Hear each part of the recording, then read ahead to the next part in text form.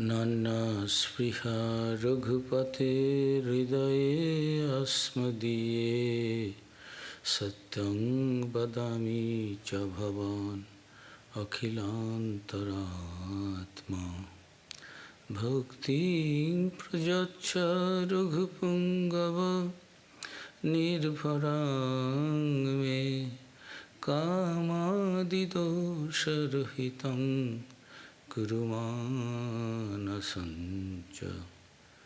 Om Shanti Shanti Shanti. O Lord, I tell you the truth.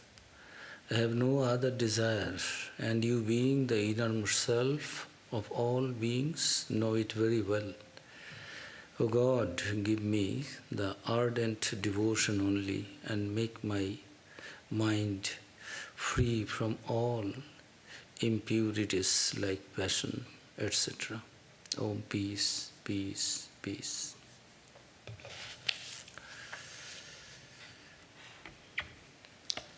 A very good evening to you all. I am very happy to be present with our Swami Vivekananda's Bhakti Yoga after 1 week again. And we have been reading from the chapter the qualifications of the aspirant and the teacher. Swamiji, step by step, just introducing that we need a guru. First, the definition of bhakti, then philosophy of Ishvara, this God in form, with form, then the spiritual realization, the aim of this book, Bhakti Yoga, and the need of a guru. We need somebody when we find that it is difficult for us to achieve the goal with our self-effort only. We need the grace of God also, and that God's grace comes through the guru. Guru helps us reach the goal. So, the need of a guru. Now, who can be a guru?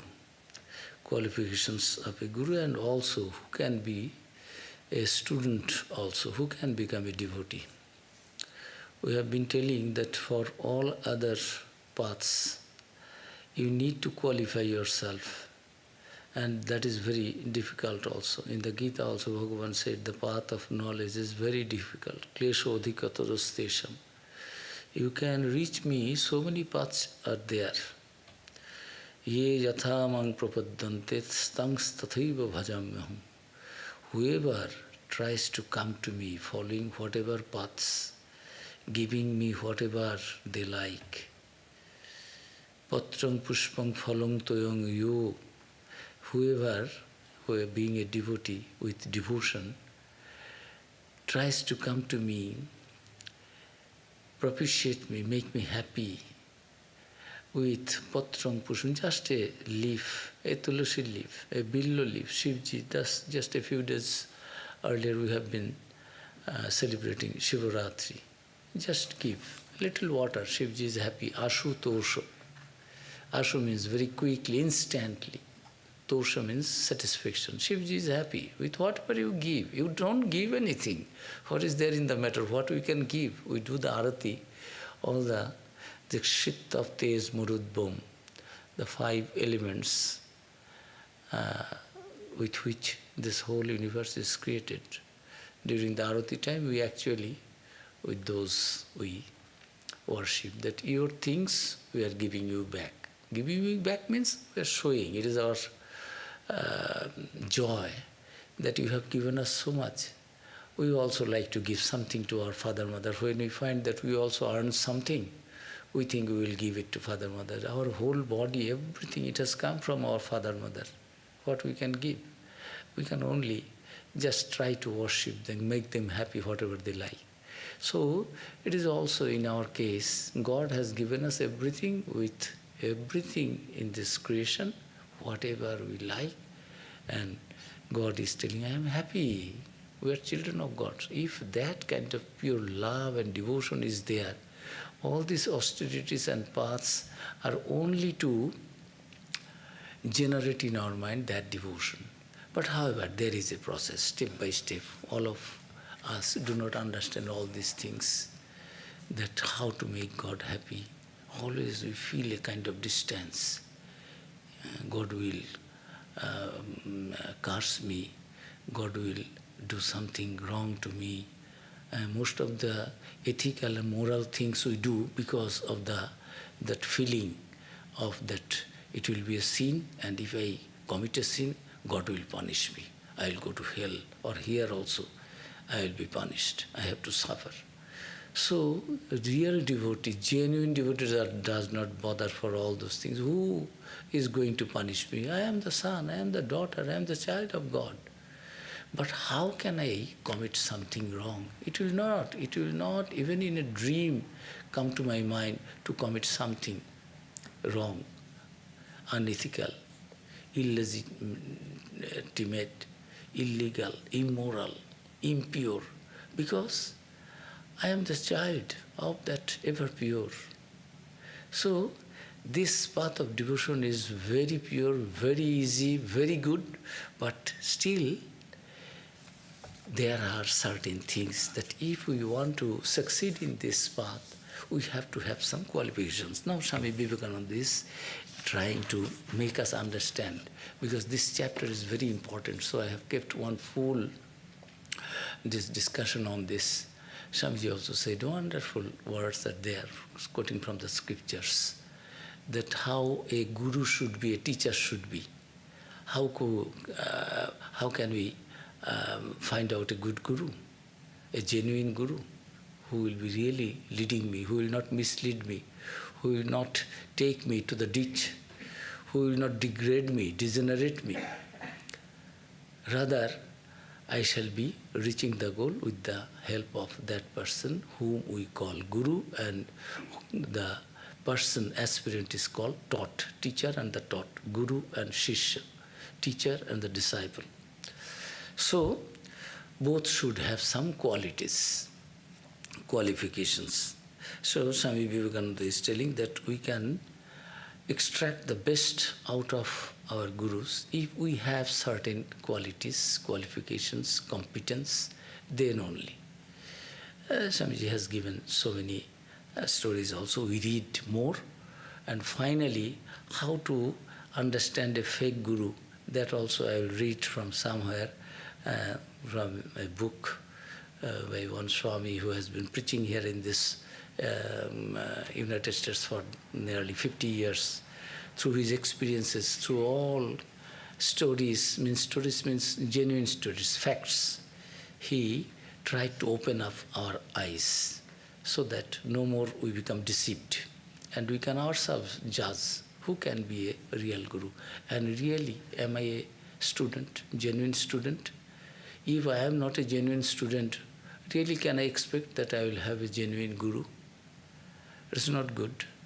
I am not fit to be taught by an ideal teacher, but I am aspiring for an ideal teacher, being not ideal student. So Ashcharya Bhakta, Swamiji in the previous chapter, Swamiji said, for getting the best of in the spiritual life, the student should be wonderful, excellent, and the teacher also. Teacher and taught both should be Ashcharya Bhakta, Kushalasya Labdha. Then only the genuine teacher can bring genuine change and make the taught reach goal, this life, instantly. So, this is vice versa. Both have responsibilities. How to become a genuine student, Swamiji is telling what are the qualifications of a student, and then what are the elaborately Swamiji has spoken about the Guru, because this is the main thing in our life. If I am an ideal, genuine seeker of truth, truth must reveal in my life. All our scriptures, rishis, munis, who never lied, who could never even dream of anything false, they said, it will happen. But you have to have that genuine desire, aspiration, You have to be genuine student, ideal teacher will come, ideal environment will be formed, and finally you will reach that ultimate ideal, the goal. So, we read Swamiji's book, wonderful. It is like stories. The more we read, the more we feel that we go on. The conditions necessary for the thought are purity, a real thirst after knowledge, and perseverance. So purity, real thirst after knowledge, and perseverance. No impure soul can be really religious. Purity in thought, speech, and act is absolutely necessary for anyone to be religious. Kayeno manusa vacha. Physically, mentally, verbally, orally, I will always maintain purity. There will be no hypocrisy in that, falsity in that, impurity in that. So, none of us can get anything other than what we fix our hearts upon. Hearing religious talks or reading religious books is no proof yet of a real want felt in the heart. There must be a continuous struggle, a constant fight, an unremitting grappling with our lower nature till the higher want is actually felt and the victory is achieved. It is not a question of 1 or 2 days, of years, or of lives. The struggle may have to go on for hundreds of lifetimes. The success sometimes may come immediately, but we must be ready to wait patiently, even for what may look like an infinite length of time. So this perseverance by Shishya, as per the instruction of the Guru, that is necessary. Then Swamiji says, the student who sets out with such a spirit of perseverance will surely find a success and realization at last. We read up to this last time, 16th February, during our last discourse. Now we continue about the teacher. In regard to the teacher, we must see that he knows the spirit of the scriptures. The whole world reads Bibles, Vedas, and Qurans, but they are all only words, syntax, etymology, philology, and dry bones of religion. The teacher who deals too much in words and allows the mind to be carried away by the force of words loses the spirit.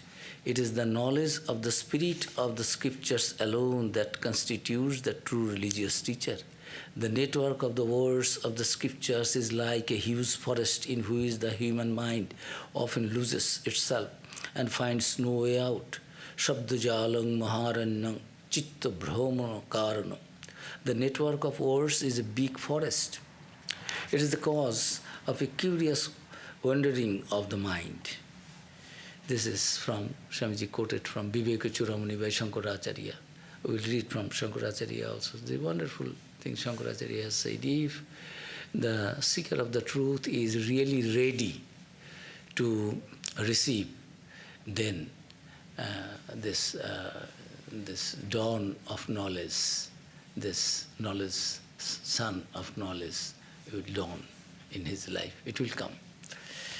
So Swamiji is telling that the teacher must have certain qualities. What is there? This qualities, qualification is Shrotriyo, Abrijino, Akamo Hato, Brahma Vittama. Shrotriyo, Abrijino, Akamo Hato, Yo, Brahma Vittama. So first is Shrotriyo. The teacher must have the knowledge of the scripture. What is there in the scripture? We are not doing something bizarre.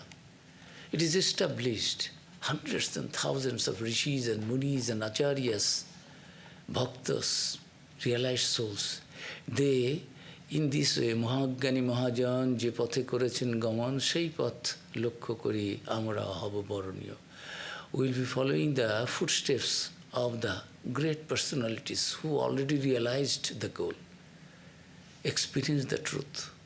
We will be following their footsteps. We will also be enlightened one day. We will also reach the goal, accomplish the goal of life in this life itself. So that is the path. And Guru must know what is there in the scripture, what the rishis, munis, other spiritual seekers, they have said about this path. How to go, how to proceed, what may happen, what may come, what barriers may come, what other things, miraculous things will come. We should not think, oh, I have got something miraculous power, some special power, so I have got the highest ideal. It is not that. So one must know what is the message of the scripture, that Shrutriyo. Shruti means Upanishad. Vedagya. My teacher must be knower of the Vedas, Upanishads, Puranas, scriptures, lives of the avatars, Bhagavata, Gita, Chandi. All these wonderful books of knowledge and devotions are there in Hinduism. And the teacher must be knowing the essence. Teacher must not have to become an academic scholar, memorizing all the quotations and quoting those, but not following those in his life, his or her life. Teacher must be knower of the truth. He or she must know what is the message, the essence of the scripture. So, that should be the first point of the teacher qualification, Shrutriyo. Then Abrijino. Abrijino is what? Abrijino Nishpav, sinless. My teacher, the second condition necessary in the teacher is sinlessness. The question is often asked, why should we look into the character and personality of a teacher? We have only to judge of what he says and take that up. This is not right. If a man wants to teach me something of dynamics, of chemistry, or any other physical science, he may be anything he likes. Because what the physical sciences require is merely an intellectual equipment. But in the spiritual sciences, it is impossible from first to last that there can be any spiritual light in the soul that is impure. What religion can an impure man teach? The sine qua non of acquiring spiritual truth for one's self or for imparting it to others is the purity of heart and soul. The main thing is the purity of heart and soul. For the teacher of physical science or physical knowledge, this worldly knowledge, mundane history, geography, mathematics, teacher should have the knowledge of that subject only. How pure is his life, we don't bother. Although if that purity is also there, we feel attracted. He or she becomes role model in our lives. We get more inspiration. But that is one point. But in spiritual teaching, teacher because spirituality is being taught to me. The teacher will awaken my spirit, which is dormant, which is remaining under veil. It is covered. And if that teacher is also not spiritually enlightened and his character is sinful, it is not a perfect one, pure one, then what purity can? Because spiritual life is purity, truthfulness, love, devotion, compassion, unselfishness, simplicity, straightforwardness. If these things are not there present in my Guru, how can Guru can give it to me? Swami Vivekananda said that Sri Ramakrishna could give religion, spirituality. It is palpable, something you can feel. Karalomakavad, this Karotalamakavad, this in my palm, if there is a fruit, I understand. Yes, I feel the fruit is in my palm. So the spiritual teachers can give it like that. It becomes solidified. It is not some abstract thing, some words, dry words. Oh, this is this. No. They reflect that truths, all those truths that they preach through their life, their teaching, their behavior, their conduct. So that reflects through the purity of their mind. So this teacher must be sinless, abrijino, nishpa.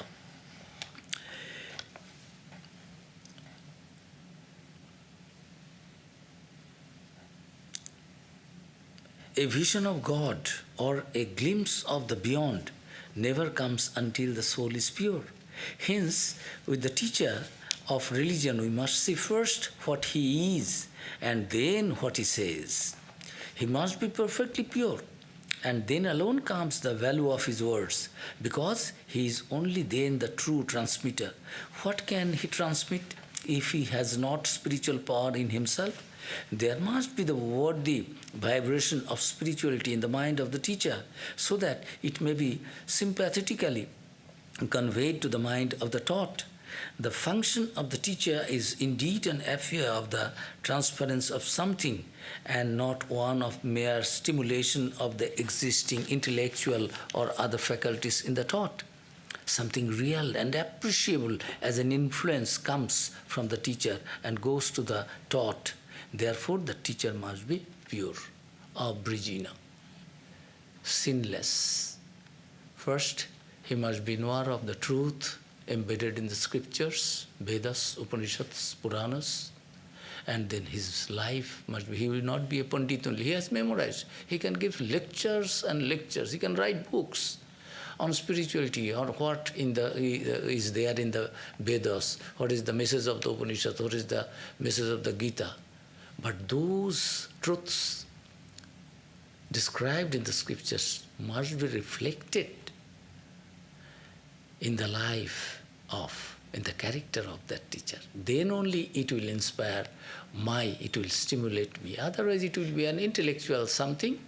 It will come to me and I will not be disillusioned. My illusion still will be there. My delusion still will be there. Only I will be feeling a kind of attraction for the time being. Afterwards, again it will go. And my spiritual awakening really will not take place. So, the teacher must be pure, teacher must be knower of the truth, what is there in the scripture. And then third condition is in this regard is the third condition is in regard to the motive. Why the teacher is giving this to me? Because teacher should not have akamohato, no desire in the mind. Oh, he is the president of this country, such a big man. If he or she becomes my disciple, I will be glorified. People will come to know that I am such a great teacher. I am the teacher of the president, the prime minister, that big man, that big gun. So, or I will get some money. So many things are there. Teacher will not impart that knowledge. There is in the Gita, in the Upanishad also it is there. Nothing is more pure than the knowledge. Nahi ganena sadrisham pavitram iha vidyate. So, such a pure thing cannot be sold out. With the expectation from the student, I will give you the spiritual knowledge, then I am not a good teacher. I am seekers of something worldly. It is not, it will come out of compassion. When people becomes enlightened, their hearts become completely open, broad like the sky, deep like the ocean, magnanimous. They feel the suffering of the others. And to make them get rid of their suffering, they come, oh, come, this is the path, come.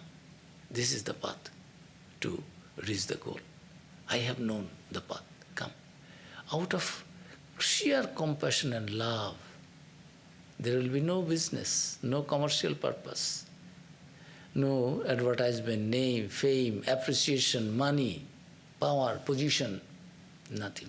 So, this is akamohatu, desireless. The third condition in this regard is to the motive. The teacher must not teach with an ulterior selfish motive for money, name or fame. His work must be simply out of love, out of pure love for mankind at large. The only medium through which spiritual force can be transmitted is love.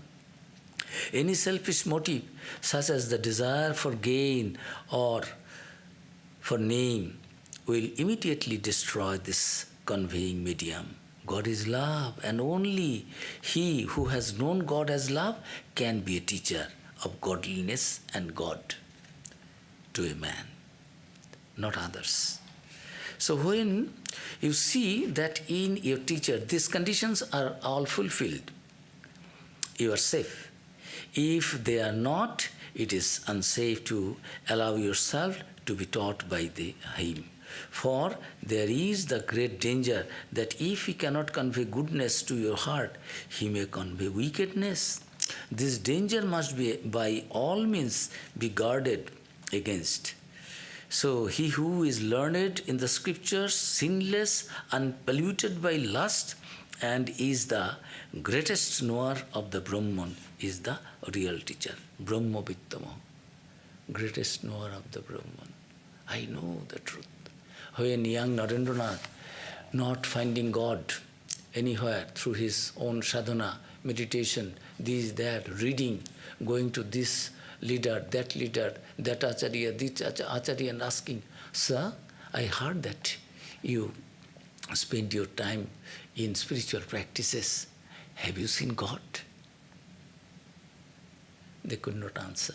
Big teachers in those days. Those who were already gurus and giving initiation to others and bringing them to light, themselves remaining in ignorance and darkness. But they were good people. It is not that we should not criticize in that way. But Narendranath is a seeker who wants to see, to be face to face with someone who can say, yes, I have seen God. And when he came to Sri Ramakrishna at Dakshineshwar, and first question when he asked, Sir, have you seen God? Immediately Sri Ramakrishna being asked for one question, he answered two. Yes, I have seen, and I can show you also. Because next question will come, if I only say, yes, I know God, I have seen God. Then next challenge will come, show me. Sri Ramakrishna knew who Narendranath was, what was his mission and what he was. So immediately in one sentence, in one go, he said, yes, I have seen God. As I see you, no, not seeing you, you are a physical body form. God is luminous, 100,000 times better, transparent. It is full of light. I have seen, I have talked.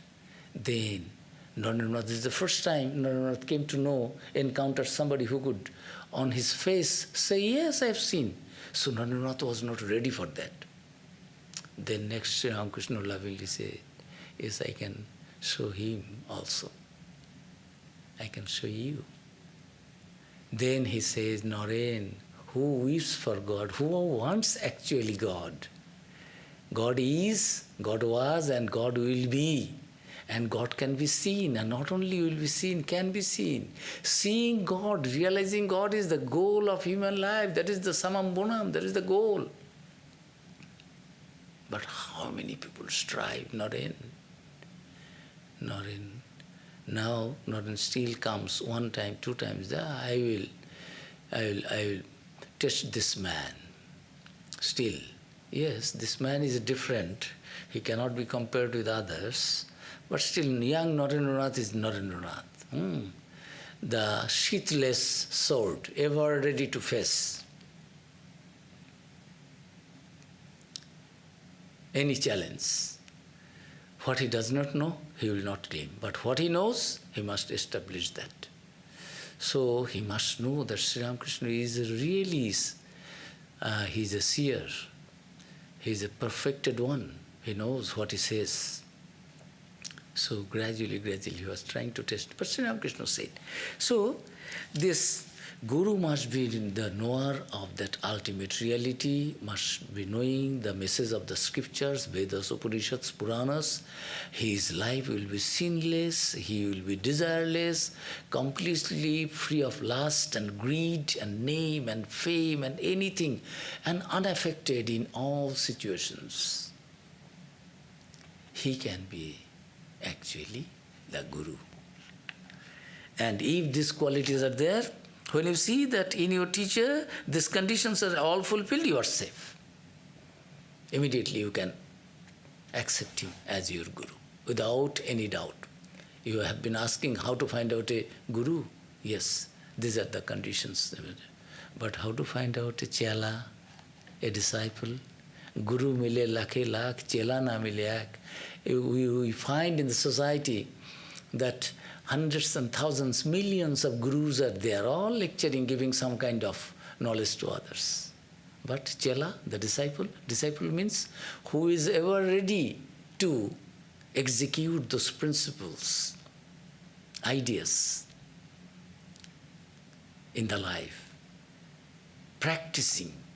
How many are there to be a genuine chela? Gurus are millions. Chela na mile ek. But you don't find even one single disciple of that kind who will give his life to follow the words of the Guru, to reach the goal, to experience that ideal, that goal, that truth, that God, that Atman, that Paramatman, that real self, in this life, now itself, instantly. Swami Vivekananda, I'm quoting. I don't believe in such a God that after my death I will go to the heaven, I will get this. No. If there is a God, there be a God, I must see it in this life, not in this life, now and here. That is the spirit of Swami. That is Swami Vivekananda. We have the difference, you see. We all are seekers of truth. We all are seekers. We are all aspirants. But Narendranath was aspirant like that. And Sri Ramakrishna, for Narendranath, teachers like Ramakrishna will come. Like that. You become a devotee like Hanumanji, Ramchandraji like Guru will come. Your master will be Ramchandra. You feel, you'll see. So, we can have the help of the lesser gurus also. Swamiji said, yes, that is. There are God incarnates. They worship the teachers whose wisdom and truth shine like the light of the sun, are the very greatest of the world has known, and they are worshipped as God by the major portion of mankind. But we may get help from comparatively lesser ones also. We can help. We can get help from them. Only we ourselves do not possess intuition enough to judge properly of the man from whom we receive teaching and guidance. So there ought to be certain tests, certain conditions for the teacher to satisfy, as there are also for the taught. So when Swami Vivekananda came, after talking a couple of hours with him, then Professor Wright, Harvard University professor, I was telling Swami, why don't you speak in the Parliament of Religions? It is happening, World Parliament of Religions. Swami said, oh, professor, I came to join there, but who knows me? I don't have any credential, I don't have any identity card. I have not registered my name. Who knows me? Who will recommend me? Who will give me to speak? You love me, you are telling you. So I came for that, but days are past, registration day, office is closed, and I don't have any credential, so I cannot do anything. Oh God, you need credential. Do you say that is the sun needs a credential, identity? Can anyone ask the sun, hey sun, stop, don't shine on us. What right you have to shine on us? Show your credentials. Will anyone ask? He discovered in Swami Vivekananda, first this man in the West, and say, he wrote letter to the president of the World Parliament of Religions Committee, Celebration Committee, yes. He's going, I have met one young man, 30 years old, a monk from India. Oh God, what knowledge he has gathered. His scholarship is greater than all the professors of Europe and American universities put together. So when he came, just one day before, with the help of this Mrs. Hell, then that man said, oh, Swami, come. Swami was saying, sorry, perhaps you are mistaken. I do not know, you do not know. No. Professor Wright has written, I have been waiting for you. Why you are not coming? I had one, he gave me one a credential, but later of recommendation, but I have lost. Oh, leave that. He sent a letter to me. Come, you will speak to him, come. You see how? If you are really the seeker and if you are eligible, it will come to you. God Himself will come to guide you as the Guru. But you must have that desire also, that earnestness, that purity, that thirst after knowledge, that perseverance, that yes, once I get the Guru, I have faith in God, God will send me Guru and I will depend on the instructions of the Guru and I will not wait for anything. Yes, whatever ours, I will not question my Guru. Once I have admitted you, I have accepted you as my Guru, my Ishta, I will have no doubt,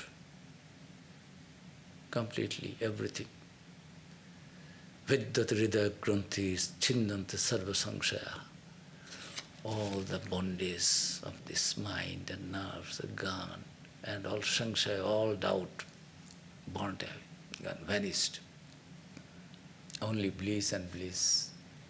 I don't bother for anything, I have known the truth.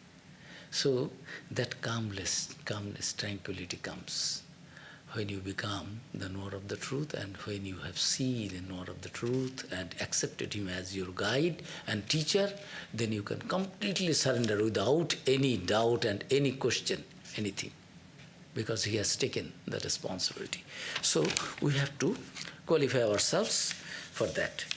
So Swamiji has given this, all this, and from that Swamiji is telling what has been said. It naturally follows that we cannot be taught to love, appreciate and assimilate religion everywhere and by everybody. The books in the running cook, he is quoting from Shakespeare. Shakespeare's As You Like, that act, that is act second chapter and section 1. Swamiji quoted it. The books in the running brooks, sermons in stones and good in everything, is all very true as a poetical figure, but nothing can impart to a man a single grain of truth unless he has the undeveloped germs of it in himself. To whom do the stones and brooks preach sermons? To the human soul, the lotus of whose inner holy shrine is already quick with life, and the light which causes the beautiful opening out of this lotus comes always from the good and wise teacher. When the heart has thus been opened, it becomes fit to receive teaching from the stones or the brooks, the stars or the sun or the moon, or from anything which has its existence in our divine universe. But the unopened heart will see in them nothing but mere stones or mere brooks. A blind man may go to a museum, but he will not profit by it in any way. His eyes must be opened first, and then alone he will be able to learn what the things in the museum can teach. Even if I have closed my eyes and I am taken to some very wonderful place, a museum, so many things to know, and I can see the whole history in the museum. But my eyes are not opened. I will not be benefited. No knowledge, no understanding, no experience will come to me because my experiencing organ is not opened. So the thought has also to get ready to. This eye-opener of the aspirant after religion is the teacher. With the teacher, therefore, our relationship is the same as that between an ancestor and his descendant. Without faith, humility, submission and veneration in our hearts towards our religious teacher, there cannot be any growth of religion in us. And it is a significant fact that where this kind of relation between the teacher and the taught prevails, there alone gigantic spiritual men are growing, while in those countries which have neglected to keep up this kind of relation, the religious teacher has become a mere lecturer, the teacher expecting his $5 and the person taught expecting his brain to be filled with the teacher's words, and each going his own way after this much has been done, and each going his own way after this much has been done. Under such circumstances, spirituality becomes at almost an unknown quantity. There is none to transmit it and none to have it transmitted to. Religion with such people becomes business. They think they can obtain in it with their dollars. Would to God that religion could be obtained so easily, but unfortunately it cannot be. So, this neither the incompetent teachers nor the incompetent student can teach or learn that highest knowledge, the reality of the ultimate truth, the highest supreme devotion, supreme knowledge cannot be dawned, cannot be experienced by, given by those teachers and also experienced by those students, teachers. So this Swamiji has given the qualifications of the teachers and students, and now I will read a few lines from a wonderful book, this written by Swami Bhaskaranandaji. He is head of our Seattle Center. He has been preaching, and how the people become deceived. The simple-hearted, guileless people, they become deceived by so-called gurus. Instantly they give Brahma-Gyana. Instantly they teach you transcendental meditation. You come and give this dollar and this and that, and immediately you get spiritual awakening. They immediately, instantly they awaken your kundalini of the students. So he has given some examples that what type of people they are. You must be careful, because this is the world. We want to achieve something very quickly without paying the price and time for it. Why we need a teacher? People in the West often ask whether they need a teacher to learn how to meditate. The answer is a definite yes. By reading a book on meditation, we can surely learn how to do simple meditation, but personal guidance from a competent teacher is far better.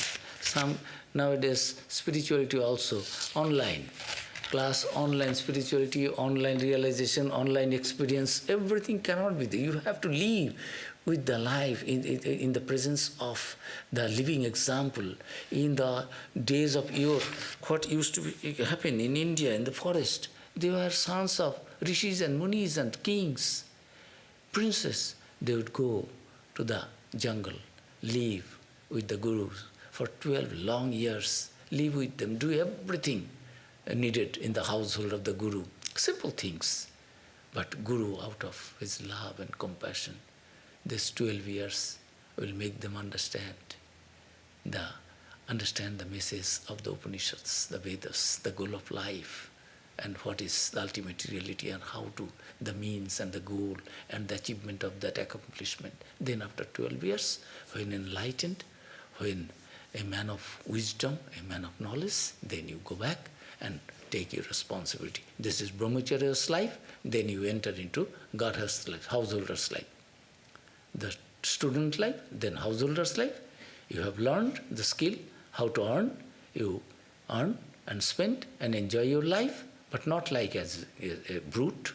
You must not forget your divinity within. The goal of human life is to realize that goal, and then gradually, up to 25, you are a student, 26 to 50, you are a householder, enjoying, taking care of your family, doing all your duties to your father, mother, and after 50, you retire gradually, give the responsibility to your children.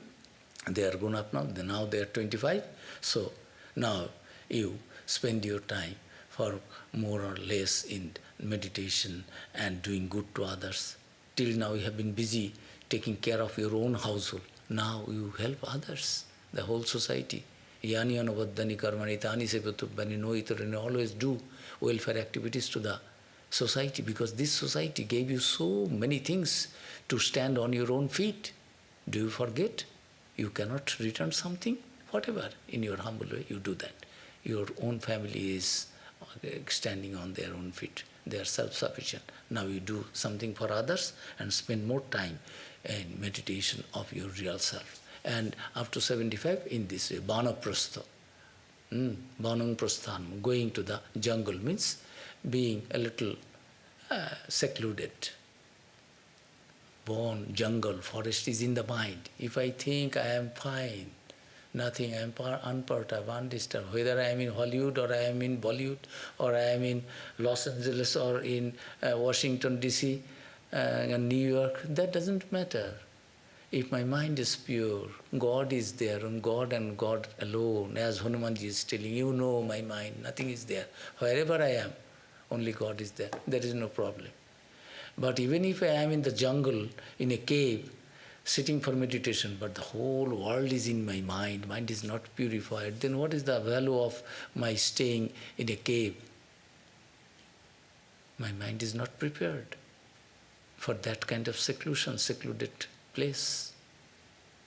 So, one has to prepare himself, and if mind is ready, then the Guru can help us in meditation, but we need to be in the direct care of a Guru. Now, the difficulty of finding a competent teacher and avoiding spurious ones. These false spiritual teachers exist in all countries and races. Many people become victims of pseudo-spiritual teachers. In my youth, I was once a victim of a questionable teacher. From my own experience and that of others, I can attest that the methods employed by these spurious teachers are extremely clever and deceptive. They use just about every means of deception to entrap their victims and exploit them. At this point, serious spiritual seekers must ask, how can we protect ourselves from fake teachers and find one who is genuine?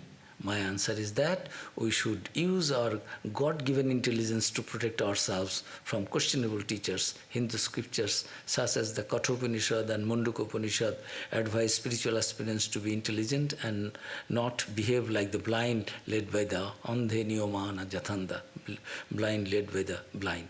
Sri Ramakrishna used to tell that, quote, be a good devotee of God, but don't be a fool. You must have minimum understanding whether this man is really a man of spirituality, love, purity or not. You will understand. We are not that dull, we should not be that dull that we do not understand this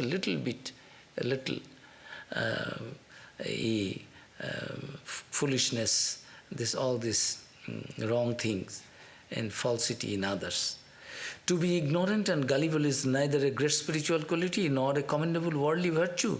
Yet there are so many gullible people in the world. So there's a sucker born every minute. Somebody said that. These words are just as true today as they were 100 years ago. Lately, fake spiritual teachers have begun using highly sophisticated multimedia propaganda techniques. They skillfully use publicity to influence and entrap people. Joseph Goebbels, the infamous head of the propaganda department in Hitler's Germany, reportedly said, he used to say, quote, if you tell a lie 100 times, it becomes the truth, unquote. Genuine spiritual seekers must be extremely cautious and not fall into such traps. People often use the wrong criteria to judge spiritual teachers. Once a gentleman came to me and said, I am lucky to be the disciple of a great saint. My teacher at one time was a well-known Harvard professor, unquote. It sounded rather odd. Spiritual teachers ought to be judged by their present spiritual qualities, not by their past worldly achievements. Success in secular life, whether in the past or present, is not the right criteria to judge the spirituality of a teacher.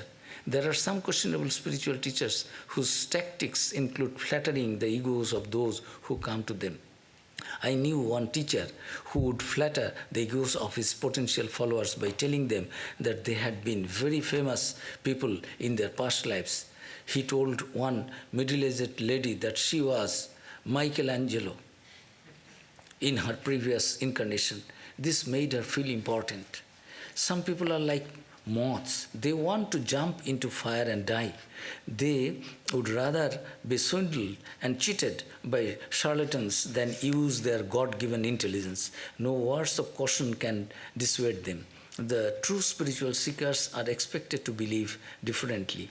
They are expected to be expected to behave differently. They are expected to be rational and capable of making sound judgments. Some guidelines are given below to help inexperienced spiritual seekers differentiate genuine saints and teachers from spurious ones.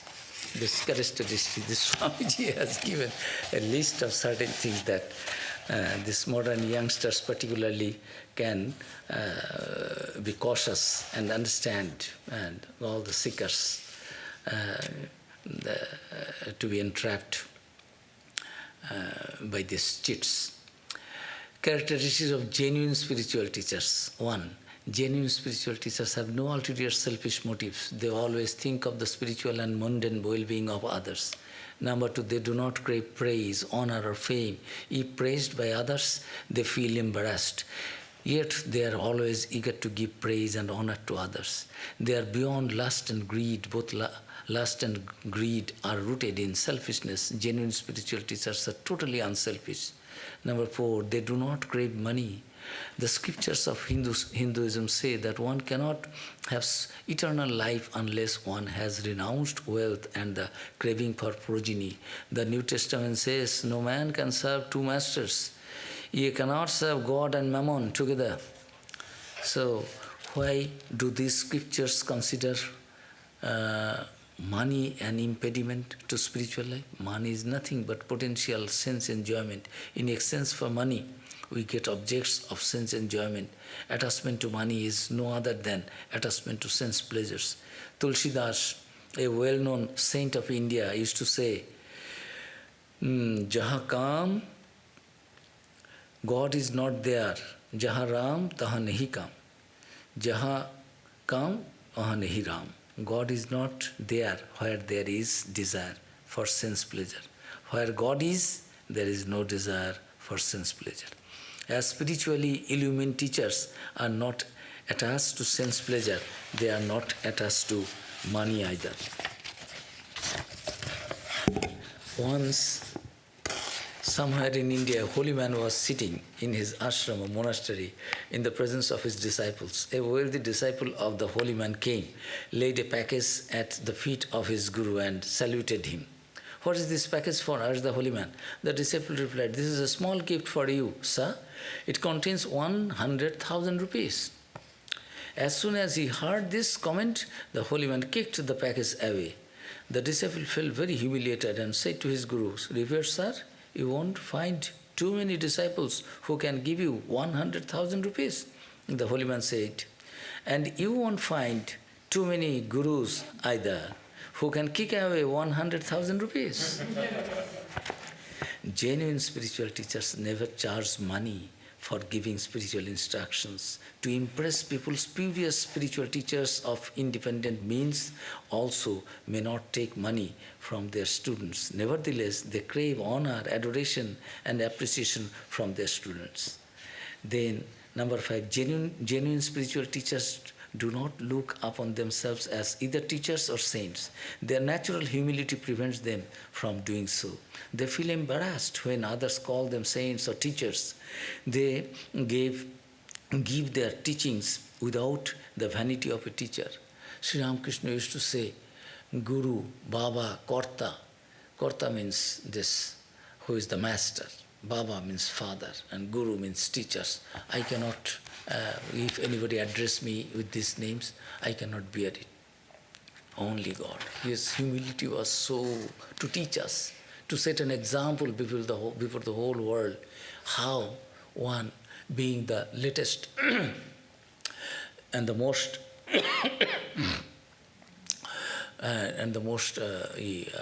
latest and most important of all the avatars, how he could hide himself, saying, no, everything Mother knows, God knows.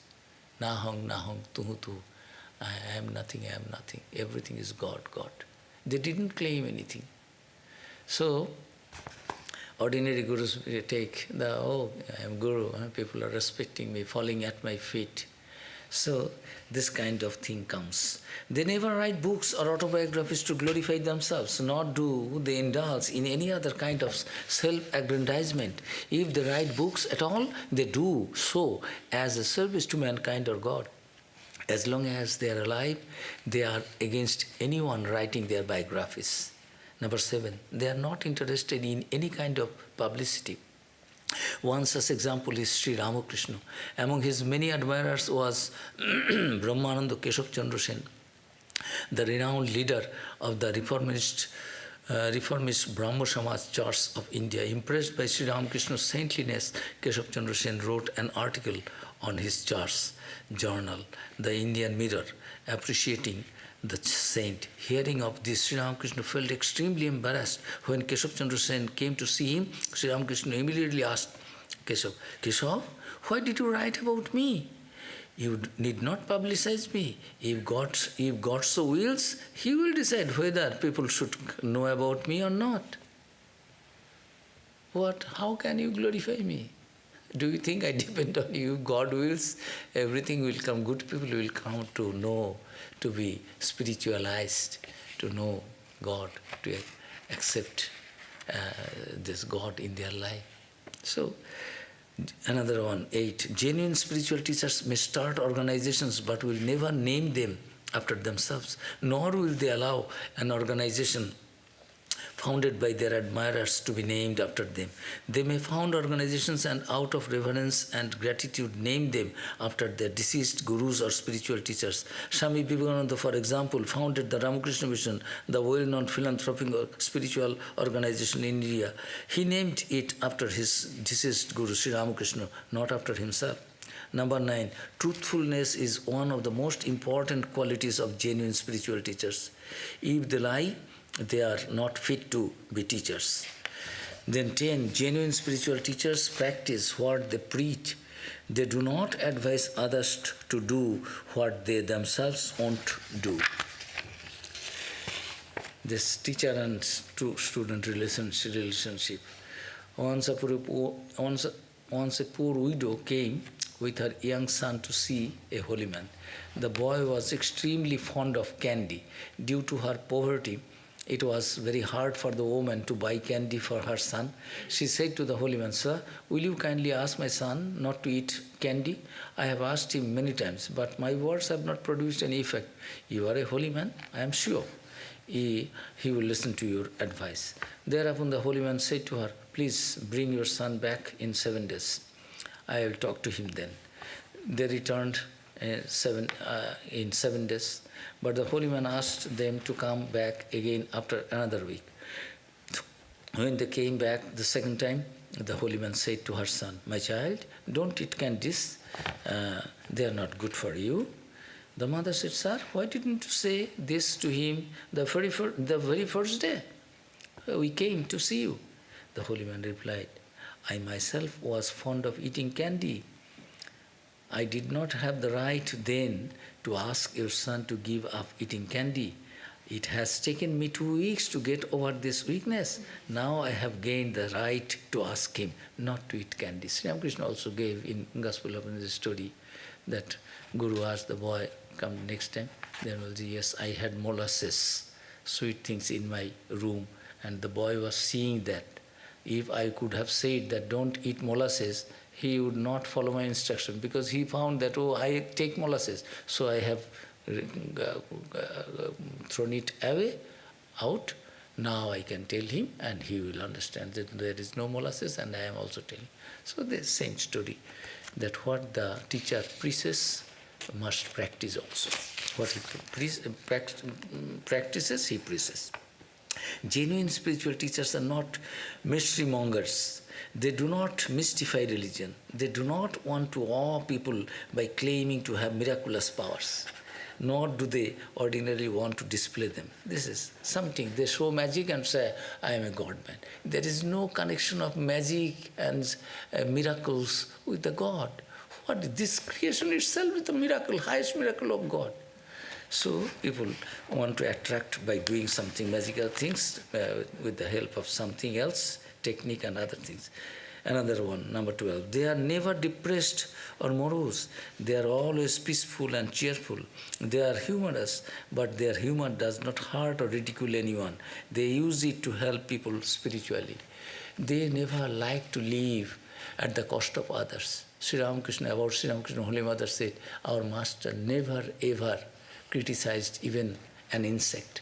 So, another aspect is they are naturally non-violent, kind and considerate. They never become really angry. Sometimes they may make a show of mock anger to discipline their students for their spiritual good. Another one aspect is humility, is a special distinguishing quality in all the genuine spiritual teachers and saints. All great spiritual teachers and saints are humble. So they never show any kind of audacity and this bragging for anything and showing anything. They don't claim. So this way you find how an ideal teacher should be and how the fake teachers' tactics they do. Fake teachers usually try to project a mysterious image. This is often achieved by making themselves less accessible, always inaccessible. You have to go through secretaries. They keep some secretaries and others. I know one questionable teacher who claims to have acquired some ancient and secret techniques from mysterious holy man. And he would claim, I have only the power to teach others, not anybody else. So always just keeping themselves covered by some veils of fake spirituality. So they claim and show something, and they will keep secretaries, and those secretaries, always he is busy in samadhi. Why he does not come? No, he is in samadhi, always meditating. Actually, it is not. So these are. People have a natural reluctance to work hard. The owner of a door-to-door food delivery business in the Seattle, all these are facts. His life, he experienced this, are wanted to hire some college students to sell fruits door-to-door during the summer months. He placed the following ad in a local daily newspaper: sales, temporary summer employment, work hard, earn good money. The ad ran for 7 days and there was not even a single response. Then the owner modified the newspaper advertisement, and he advertised: sales, temporary summer employment, have fun in the sun, earn good money. Immediately, the ad brought 134 phone responses in 1 week. After hearing the job description, 10 agreed to show up, and that's Saturday morning at 9 a.m. for work. Of that 10, 5 actually showed up. Of that 5, only 1 was a hard worker. During that summer, 3 of the 5 young men were caught stealing money. They had to be fired. So this is the world. Everyone wants to have shortcut, or by paying something we want to. Spirituality cannot be purchased with your dollars and any other thing. The same is true for spiritual life. Few are willing to work hard to achieve spiritual progress. Taking advantage of that reluctance, some fake teachers claim that hard work will not be necessary for those who become their students. They also claim that by their spiritual powers, they can awaken the students' dormant spirituality and liberate them here and now. Such claims are utterly false. The food in our stomach cannot be digested by anyone else. So also with spiritual progress, it is we who have to work hard for it. No one else can do it for us. So we will continue with this. Already we have crossed our time. So spiritual life is not a joke. It is not very serious. The most serious and important things in our lives. Let us all strive for it, following the instructions of the Rishis, Munis and our Gurus, and with all our right earnestness as taught by Hanumanji, Sri Ramakrishna, Chaitanya Deva and their scriptures. Let us all strive for that. Om Shanti, Shanti, Shanti. Hari Om Tat Sat. Any question? No. Question? Anyone here has a question? Oh, it is already 5 minutes over. All right, 2 minutes. What question? No question. However, I shall be happy. There is a question online. Okay, one. The question is, you are saying that a teacher should be well versed in all the scriptures. Then why do I find from my personal experience that the Maharajas at the Ramakrishna Mats don't cover the full length and breadth of our scriptural treasure and focus mainly on the Ramakrishna literature? and focus mainly on Ramakrishna Dev's teachings. Ramakrishna Vivekananda literature. Because in the whole life, if we read books and quote that and not do the spiritual practices ourselves, brithaiva tasya jivanam, then our lives will be just an wastage of time. So what is there?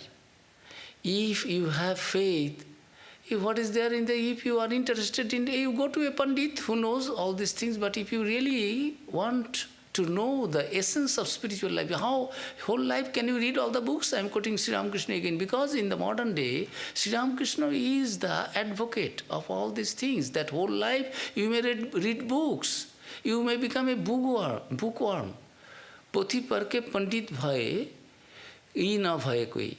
Jnani na bhaye koi, bhakt na bhaye koi. You take the essence of that. That is what? The teacher will know the essence of the scripture. It is not that the teacher has to quote all the scriptures anytime any devotee, any seeker is asking for and testing the teacher how much he knows. It is not knowing the books. Essence of what is the message? We have read all those books. It is not that we are ever ready and we are like Sri Ramakrishna, we are like Vivekananda and Shankara, that all the Maharajas are ever ready to answer the questions. They have they have left their home and heart to experience the truth in their lives. So they have got the essence, got the essence of the scriptures from the lives and teachings of Holy Mother, Sharada Devi, Swamiji, and vis-a-vis, side by side, they have read the books, the Vedas, Upanishads, Brahma-sutras, Puranas, as far as possible according to their capacity and competence. It is not that all the sadhus are ever jealous of reading all the books, that somebody will ask some question and I have to answer it. It is not that. Try to understand, we are also humble seekers of God and God alone, only to help our devotees who have taken refuge in Sri Ramakrishna and really genuine aspirant of spirituality. We know our weakness. We don't claim that we are teachers. We only say that Sri Ramakrishna is the teacher. We are only telling you that take refuge in Sri Ramakrishna. Holy Mother, after giving initiation, she used to tell, your Guru is Sri Ramakrishna. Then you are my Guru, you have given the mantra? No, I am your mother. I am just conveying the mantra. This is the path. Sri Ramakrishna is your Ishta, Sri Ramakrishna is your Guru. So in our tradition, Ramakrishna tradition, we don't claim ourselves to be Guru, that I am lecturing and I am a Guru. So I hope a little bit I could, with my little understanding, I have tried to make you understand that we don't claim that we are gurus. We just to help our spiritual seekers help that yes, this is this, Master has said this, he has said this. We are also trying to follow that. We also meditate. We are also trying to live a pure life. And we believe in this because Sri Ramakrishna, Swami Vivekananda, Holy Mother, they never lied. And about Sri Ramakrishna, Swami Vivekananda has said that his life is the searchlight to know the Vedas and Upanishads. And many others also said, wonderful life. When Mahatma Gandhiji said his life is the God, is to see God face to face. Sri Ramakrishna's life and teaching. So it purifies our lives. We are also seekers. Don't think we are Guru. We are not claiming, my dear. Thank you very much. Anyone here? Otherwise we close. Hari Om Tat Sat.